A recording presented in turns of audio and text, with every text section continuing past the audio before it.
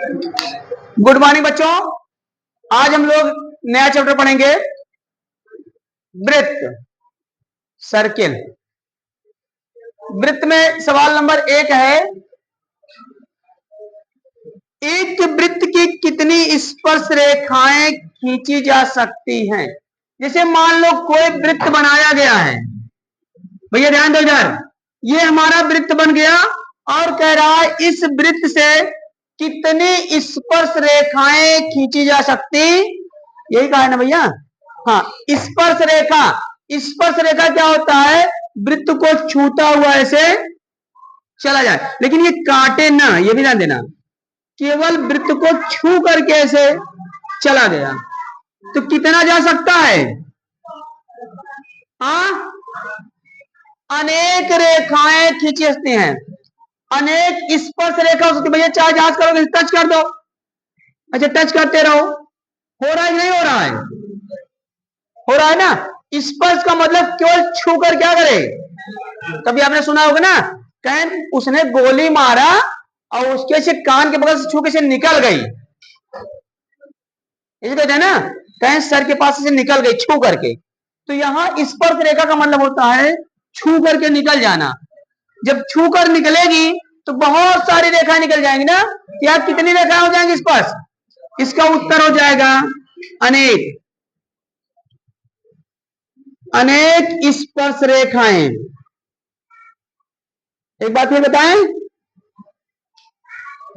एक वृत्त से कितनी स्पर्श रेखाएं खींची जा सकती हैं?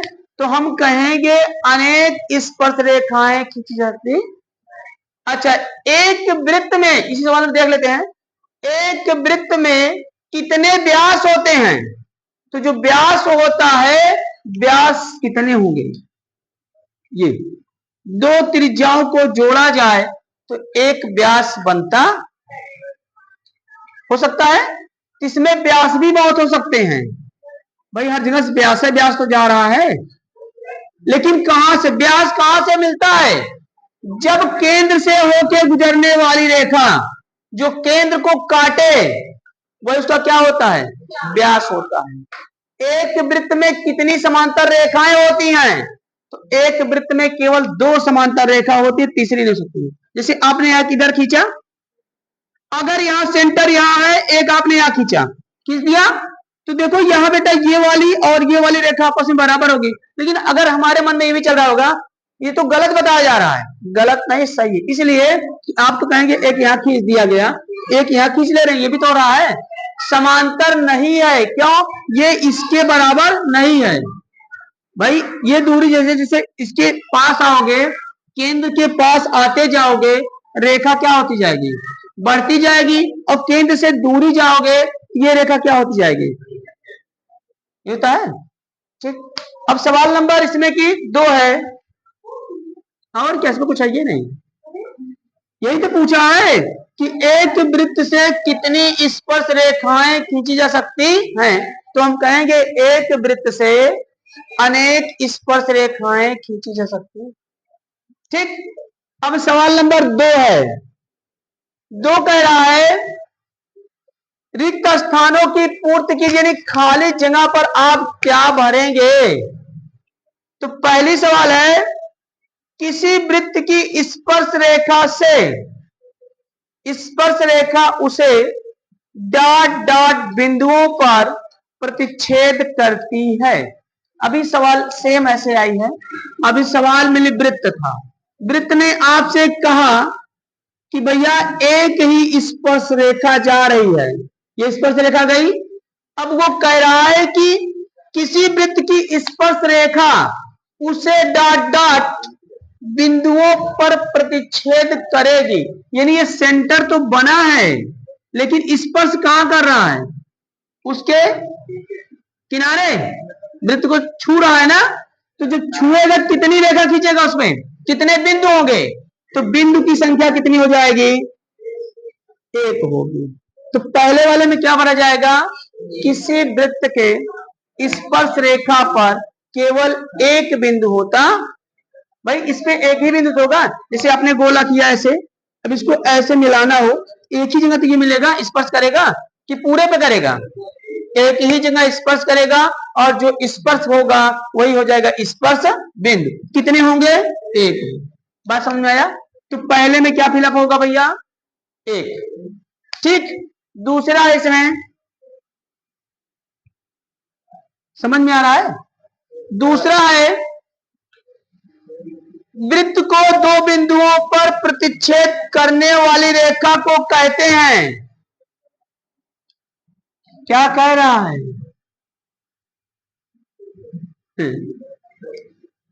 ऐसे वृत्त बार बार बनता जा रहा है, बिगड़ता जा रहा है ना, बना रहे बिगाड़ रहे। देखो, वृत्त को दो बिंदुओं पर प्रतिच्छेद करने वाली रेखा को क्या कहते हैं? जीवा कहते हैं। क्या कहते हैं? ऐसे जाके यहां से यहां काट दिया जाए तो जो ये कटान बिंदु है, एक यहां काटा, दूसरा यहां काटा, तो ये जो रेखा जा रही है इसी को हम लोग क्या कहते हैं? जीवा कहते हैं। ऐसे भी काट सकता है, ऐसे भी काट सकता है, ऐसे भी काट सकता है, लेकिन केंद्र से होकर ना जाए। अगर केंद्र से होके जाएगा तो जीवा नहीं होगा, वो उसका क्या हो जाएगा? व्यास हो जाएगा।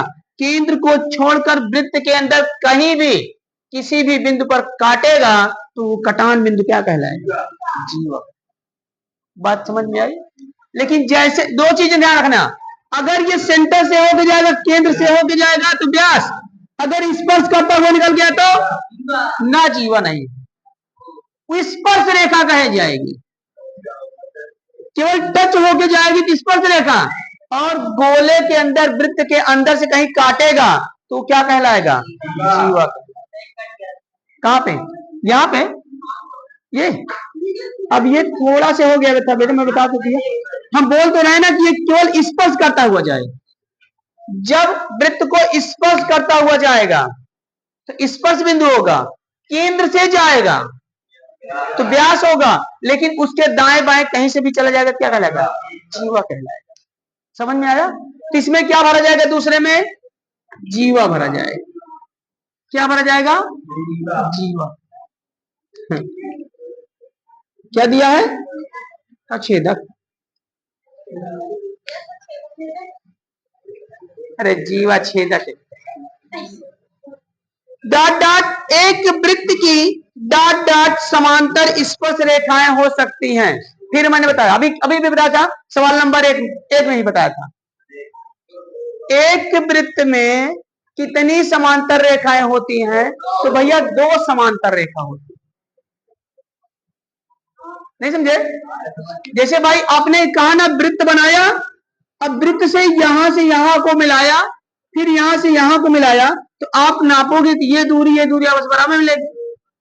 लेकिन अगर यहां सेंटर में जाओगे तो क्या हो जाएगा? ये तो केंद्र हो जा रहा है, लेकिन जो इस तरफ है और इस तरफ है, तो वृत्त का आधा भाग इधर है, वृत्त का आधा भाग इधर है, तो इसमें एक त्रिज्या बराबर होगी और इसमें भी एक त्रिज्या बराबर होगी, दूरी बराबर होगी। तो जो दूरी बराबर होती है, एक वृत्त में दो समांतर रेखाएं होती, तीसरी नहीं।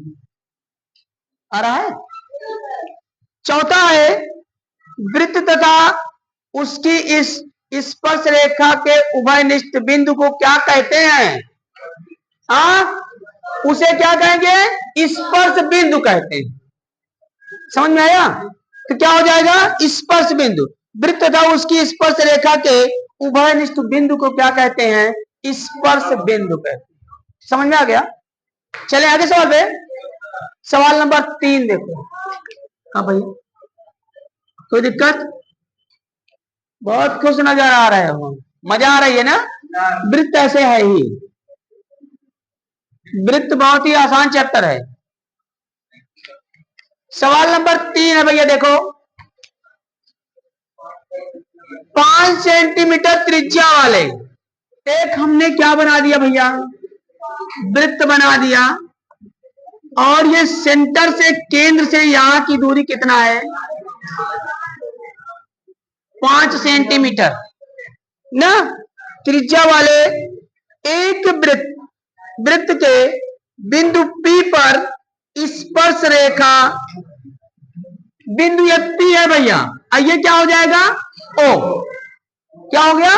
वो कहा स्पर्श रेखा, तो कह रहा ना स्पर्श रेखा, यही तो कहा कि बिंदु P पर स्पर्श रेखा, तो स्पर्श यही तो छू रहा है, ये क्या हो गया, बिंदु P हो गया।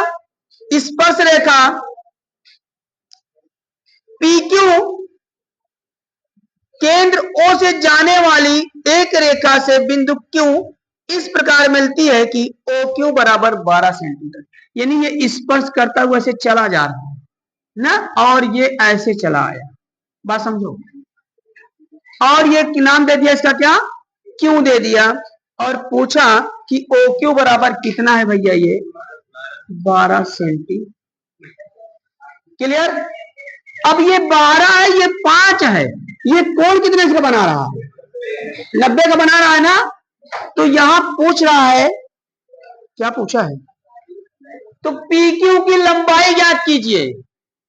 किसकी लंबाई, PQ की। हम क्या लगा देंगे इसमें, पाइथा, नहीं समझ में आया क्या, हाँ, पाइथागोरस प्रमेय से कि क्या बना आपका, कर्ण बन रहा, विकर्ण बन रहा है, क्योंकि यहां पर कितना बना, ये समकोण बन रहा है ना भैया। ये हो जाएगा कर्ण का स्क्वायर बराबर लंब का स्क्वायर प्लस आधार का स्क्वायर। कर्ण कितना है, PQ स्क्वायर, लंब कितना है, OQ स्क्वायर प्लस आधार कितना है, OP स्क्वायर। अब ये हो जाएगा PQ स्क्वायर बराबर OQ कितना, 12 का स्क्वायर प्लस 5 का स्क्वायर। तो PQ स्क्वायर बराबर हो जाएगा भैया 12 बरामने 5 25 सामने 5 पंचे, तो PQ स्क्वायर बराबर कितना हो जाएगा 169। तो PQ बराबर अंडर रूट 169 किसका वर्ग, तो PQ बराबर 13। और ये 13 क्या है, मीटर है कि सेंटीमीटर, ये भी दिया हो, सेंटीमीटर है। बात समझ में आ रही भैया, ये कितना है, PQ बराबर 13 सेंटीमीटर।